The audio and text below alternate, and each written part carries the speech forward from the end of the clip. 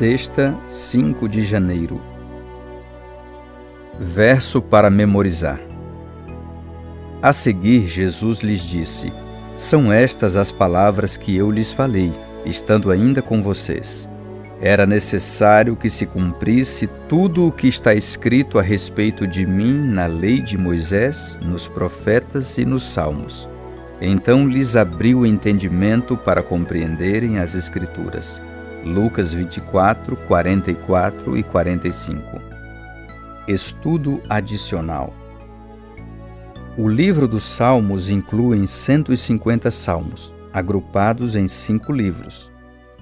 Primeiro, 1 a 41. Segundo, 42 a 72. Terceiro, 73 a 89. Quarto, 90 a 106. E quinto, 107 a 150. A divisão de 5 livros do Saltério é uma tradição judaica semelhante à divisão dos 5 livros do Pentateuco.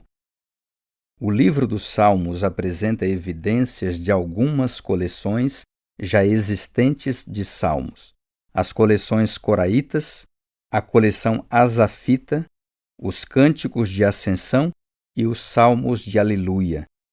O Salmo 72:20 dá testemunho de uma coleção menor dos salmos de Davi.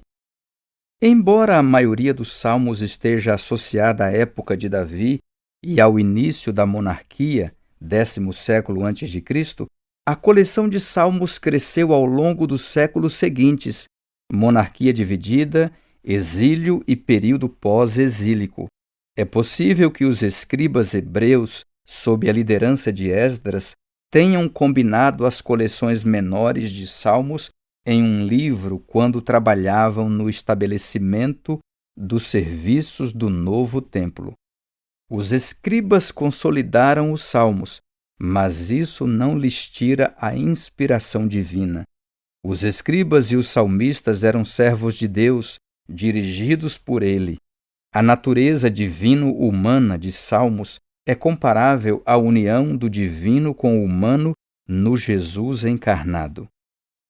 No livro O Grande Conflito, Ellen White escreveu, abre aspas, as Escrituras Sagradas, com verdades dadas por Deus e expressas na linguagem da humanidade, apresentam uma união do divino com o humano. União semelhante existiu na natureza de Cristo, que era o Filho de Deus e Filho do homem. Pode-se dizer da Bíblia o que foi dito sobre Cristo.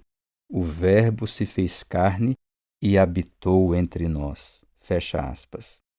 Perguntas para consideração. Os salmos são orações e hinos divino-humanos? Essa ideia ajuda a ver a proximidade que Deus quer ter com o seu povo?